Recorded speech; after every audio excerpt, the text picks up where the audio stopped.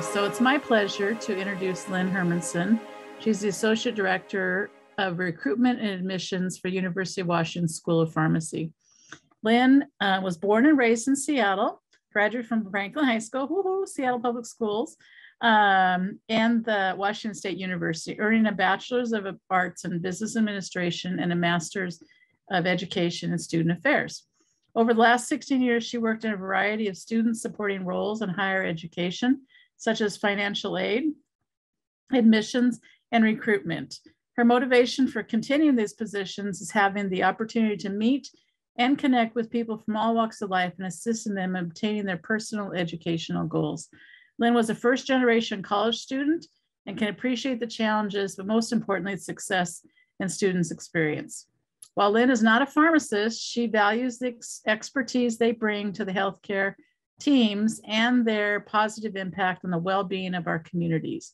Seeing students progress from the point of interest to graduation in a field that benefits others is extremely rewarding. Her advice for students exploring college and healthcare careers is to plan, prepare accordingly, find mentorship or opportunities to expose to areas of interest, and ask for help when needed. So I'm going to turn it over to Lynn. She can share this presentation, and thank you, Temple and Brenda, for joining us today. If you have any questions, I think you can write it in the chat, or you can actually maybe just unmute yourself and ask them as well. I do have a link for a survey that I'll drop in the chat at the very end for you to complete following the presentation. Thank you, Lynn. Thanks so much, Susan. Yeah. Thanks for just allowing me to be here today and share this time with you. And I know it's limited, so I'm going to try to maximize that time, but I also want to be sure we try to leave a few minutes at the end for any questions that you might have. So I'm going to go ahead and just jump in, but what I'm going to do is kind of give you a brief introduction about pharmacy, why some individuals choose to pursue a pathway in pharmacy, a little bit of information about things to prepare for a career in healthcare, and then hopefully some time at the end for a quick little game we can play just to kind of lighten the mood a little bit. And, it's almost the end of the week, have a little bit of fun. So the first picture that you see here is of an event that we have in our School of Pharmacy to welcome new students to our Doctor of Pharmacy program. And so you see here on the right is our dean, Dr. Sean Sullivan, and he's putting the white coat on one of our incoming pharmacy students. And so, yes, you heard me correctly. You may not have known this. This might be new information for some, but pharmacists are also doctors. You actually earn a Doctor of Pharmacy degree, or sometimes referred to as a PharmD degree. And so you, after 4 years of school, can be a doctor as well. So that's something important to keep in mind. Not a lot of folks know that. So I'll talk for a few minutes about why pharmacy. Why do some people choose this career path? And there's a lot of different reasons, but I can tell you it's typically more than just counting pills, although that is what most folks are accustomed to, because we generally see pharmacists in retail settings, or what sometimes is referred to as community pharmacy settings, community-based pharmacy. And that's generally what we see most often, but it's not just, there's so many more job opportunities. I'll talk about that here in a second, but it is more than just, counting and dispersing pills. Pharmacy combines several different disciplines: science, healthcare, technology, business, math, and counseling as well. You need knowledge, and you need classes in some of those areas, but knowledge and expertise in those different disciplines to be successful as a pharmacist, right? Pharmacy is grounded in healthcare. That's why you're at this conference this week, to learn more about your options there. Technology is a huge piece of pharmacists and the work that they do. Counseling skills are really important too. So you kind of need to be a people person for most career options within pharmacy, because you're going to be working directly with patients, right? And helping them manage their healthcare. And then of course, math and science. So you do need a strong background in math and science. Most all of the prerequisites that are required to gain admission into our program are in math and science, although there are some English courses in social science and humanities as well, but quite a few math and science classes. So you kind of like that variety of different disciplines that I just mentioned, and we're already off to a good start. Pharmacists are part of the healthcare team. They are right alongside, physician assistants, physicians, surgeons, dentists, social workers, you name it. They're right alongside them working on as part of the healthcare team. And their key role is helping patients feel better and get well. And how do they do that? They are the medication experts.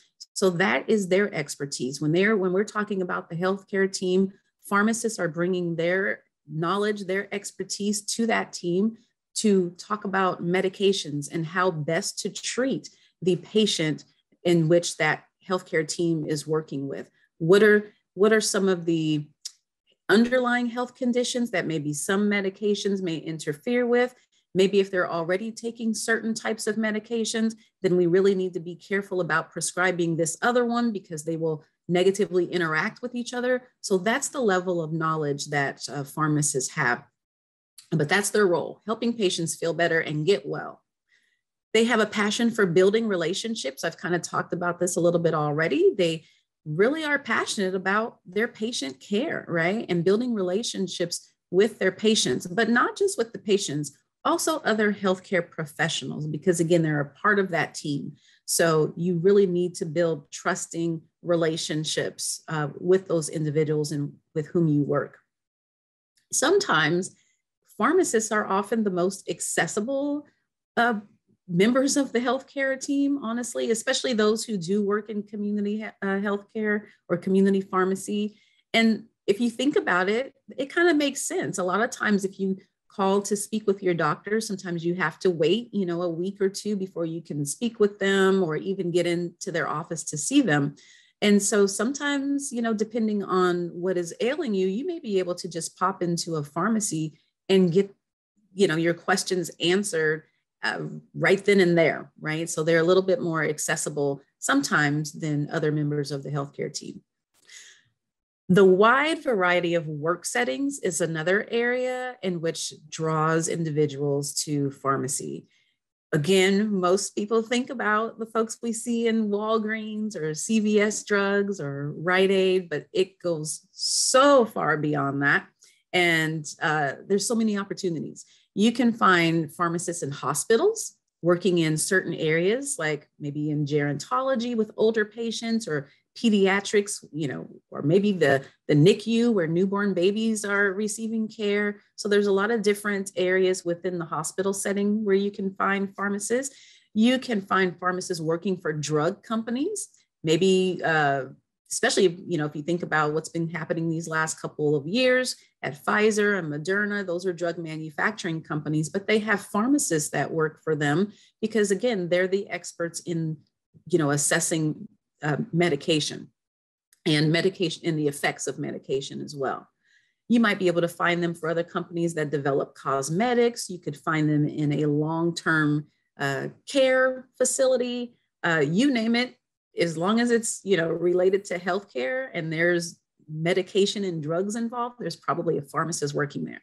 We actually have a pharmacist on our faculty at the School of Pharmacy, and they work with NASA. They have actually been doing lots of research. So they're a little bit more research-based, but they are interested in discovering how our bodies metabolize or utilize drugs in the system. How do our bodies break those drugs down when they're in space? What does that look like? So that's part of their research, and they've been working with NASA. So pretty cool. So many different variety of settings. Earning potential is also pretty nice. You can usually expect to start with the six-figure income, usually around $120,000 to $130,000 per year, right after school. That's an entry-level job. So earning potential is definitely pretty nice. And then job security and mobility. I think just any area in healthcare, you're always going to need to treat people, right? And help them deal with different illnesses and just to be well, to care about their well-being. So generally any career in healthcare is probably going to have mobility and security, and pharmacy is no different. So there's always going to be patients who need their medications. And so because of that, pharmacy, it may change as technology is introduced. The roles may change a little bit, but there's always going to need to be someone with the knowledge and expertise of a pharmacist. So with that, you can pretty much move anywhere and find work and know that your job is secure. And I've kind of already talked about being a respected member of the community. Again, I think it goes back to the level of access that pharmacists have. And so they're able to build those relationships with their community members. If you want to learn more about the profession of pharmacy, especially things like different work settings where you can find pharmacists, believe it or not, there's like over 100 different possible areas that you can find a pharmacist working. If you want to learn more about what those are, if you are interested in maybe taking a quiz to see, hey, do I have the characteristics and attributes that you would be looking for in a pharmacist? You can kind of take a quiz and it'll give you a little bit of an assessment to say, hey, you lean a little bit more towards the research side or the practice side. So it's really fun. There's also lots of job profiles and kind of write-ups about like a day in the life of a certain pharmacist, right? So there's lots of information there. So pharmacyforme.org is the website that I would highly recommend. And it's not specific to the University of Washington. It's just related to the profession of pharmacy. All right, so how do you prepare for a career in healthcare? A hint is that you're already off to a good start by being here, right? By participating in this particular session, by being here in this conference this week. This is a great opportunity to learn more, to network with individuals, to grab, be able to gain resources and tools for you to take those next steps that you need. So give yourself a pat on the back just by being here today and getting information. But there's other things that you can do as well. So a couple of those are listed here. One are summer camps. And I list this because the University of Washington, our health professions or health science programs, many of us have our own summer camps for high school students. We actually have one in pharmacy. It's called STEP, stands for Students Exploring Pharmacy. It will be this summer, July 18th through the 21st, so 4 days. It's $90. You do have to submit an application, and the application deadline will actually be this Saturday, which is April 30th. So I realize that's coming up pretty quickly. If you are a freshman, sophomore, or junior, we hold this camp every year. So if you're not able to take advantage of it this year, that's okay. You can, participate next year. But also the School of Nursing and the School of Dentistry, I know for sure that they also have camps during the summer. And then the School of Medicine, they have several camps that they run as well. So there's lots of opportunities. One thing I will say about the camps are just because you attend a pharmacy camp, that doesn't mean that you're necessarily going to pursue a degree in pharmacy, or same could be said for a nursing camp, right? It doesn't necessarily mean you're going to be a nurse. The point of all of these camps is to just simply give you exposure and give you opportunities to experience different settings and see different tasks, right? That the faculty are involved in. We actually put our students in labs so that they can participate in different activities and just kind of get a feel for some of the things that pharmacists are involved in. And we actually give you tours of campus. You get to go to Husky Stadium. You actually get to go to the nursing lab, because again, we want to just be able to expose you to, college life, college campus, and just opportunity. Other opportunities or other ideas, actually, I should say, is to interview or shadow someone in areas that are of interest to you. So if you are interested in pharmacy, then stop by your community pharmacist and let them know who you are, that you're interested in pursuing a career in pharmacy, that you want more information. You're curious about what influenced them to pursue this type of work. Maybe you're interested in the types of activities and responsibilities that they're undertaking on a day-to-day basis. So what I have found in my professional career is I love when people ask me questions about my personal pathway, because everyone's pathway is different, but you always learn something from those interactions. You may find that it's just totally not for you. Like, whoa, I didn't know that. And I'm not so fond of that piece, right? So, then you've learned something. Or you may find like, wow, what they told me is really intriguing and I want to know more. And then you can proceed from there. You can also volunteer in a healthcare setting. That's another great option to consider. Volunteerism is great. It is definitely something that you could put on your resume later on. It's also another opportunity to get experience and exposure to different areas. So volunteer if you can. Internships and research opportunities kind of does the same thing, right? You're gaining exposure, you're gaining experience to different areas of involvement. You can also consider joining an interest-based club. So let's say you're in high school or even in college, and there's a biology club or there's a pre-health club. There's so many different clubs out there, but finding something that resonates with you, you can maybe join that club.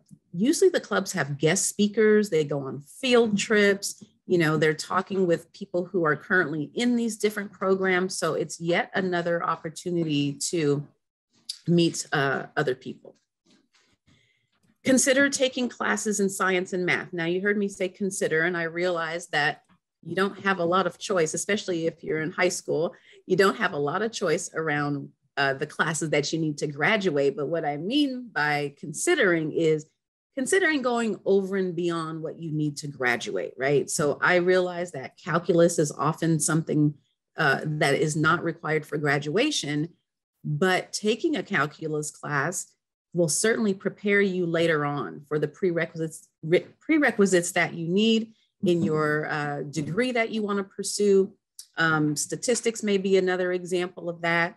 Sometimes I know you don't I think you usually, maybe things have probably changed since I was last in school, but I know we got to choose between biology, chemistry, and physics. We didn't need all of them, but again, stretch yourself, right? And consider taking classes that are over and beyond to put yourself on the right pathway.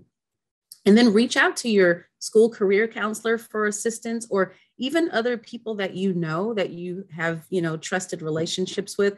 You would be surprised how many people are willing to help you navigate, because it's confusing, right? It's trying to narrow down what you want to do or learning how to find the information that you need. It can be a little bit intimidating and confusing. So use the people around you that are willing to help to do so. And ask questions. I know you probably hear this all the time as students, but no question is a dumb question. Seriously, it really isn't. The only, I hate using the word dumb, but the only question that is bad is not asking, right? So you have to ask to be able to get the information that you need.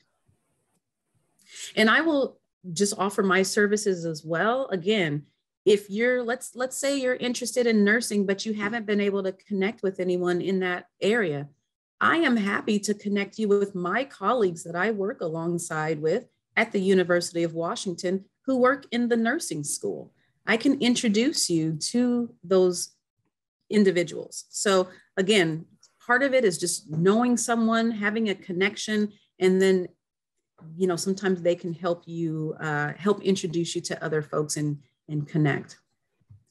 All right, any quick questions before we get on to our game? And I know we only have 6 minutes left in this session, so I want to try to get through the game and then allow time for maybe a question or two before you're off to the next session. So let's see. There is a question. The cost associated with becoming a pharmacist.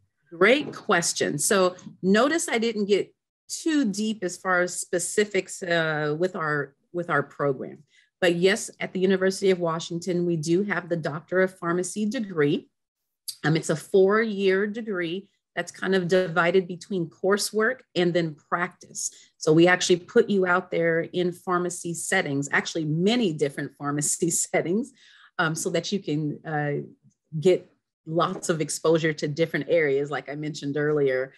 So the program is kind of divided up between coursework and practice experience. If you are a Washington State resident, which I believe most folks in this conference are, it is about $30,000 per year. And then of course, 4 years, right? So 4 times 30,000. One thing I will say about that, I know that that probably sounds like a steep price tag. Remember though, that you are a doctor at the end of the pharmacy degree. You do have that status. You are also able to start earning a 6-figure income right away. So like I said earlier, usually the minimum is about $120,000 per year. So even though the education piece might sound a little pricey, you get a lot of return on your investment pretty quickly. So hopefully that helps a little bit. All right, perfect. So go ahead, grab a piece of paper, and we'll go through this pretty quickly. I have 12 questions I'm going to ask you, and then we'll go through the answers. And again, this is just really fun, but something to just kind of break up the day a little bit.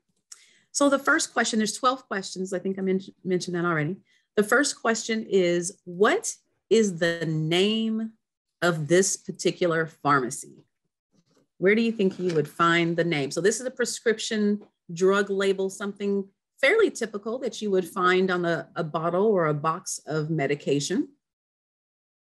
And I am looking for the name of the pharmacy. So like I said, go ahead and write it down. Second question is, what is the address of the pharmacy? Question number 3, what is the store number? Do you see, are you able to find the store number of the pharmacy? Question number 4, what is the physician's name? Who actually prescribed this medication? What is their name? Question number 5, what is the date that the prescription was filled? So usually there's a date on the label when the medication was ready for pickup by the patient. So the day that it was filled by the pharmacist. Question number 6, what is the name of the medication or the main ingredient? And actually, I'm gonna probably just ask 2 more questions because I know we're running low on time. So I'll only give you 8 of the questions. Question number 7, what's the strength of the medication? And I'll give you a small little hint. It's usually usually a unit of measurement, but what's the strength of the medication? And then number 8, that'll be the last question. What should the medication look like? Is there a description that you can find on this label about what the medication looks like? Okay, drum roll. We ready for the answers? All right, here we go. The name of the pharmacy, Husky Pharmacy.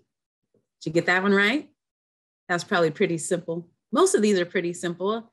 And if you have an eye for detail, you probably didn't have any trouble. The address of the pharmacy, 2020 Pacific Street. Store number 0001. The physician's name is Dr. Washington. The date the prescription was filled was February 25th, 2020. The name of the ingredient is amoxicillin. The strength of the medication, 250 milligrams. And the last question I asked you was what the medication looks like. And they are red and yellow capsules marked with WC730. And of course, like I said, I did have 12 questions for you, but we didn't have time. That's all right. But I want to know if you have questions. And I also, just so we don't, or before I forget to do this, because we're winding down on time, I want to give you my contact information. So if you think of questions you have, again, my name is Lynn Hermanson. You can email me using either email address that you see there, the School of Pharmacy website, sop.washington.edu.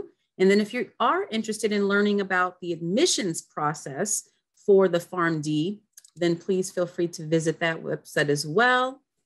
And pharmacyforme.org is a great resource for you as well. So we have 10 seconds. I want to thank you for being here today and taking time out of your day. Good luck to you, and I hope to speak with you in the near future.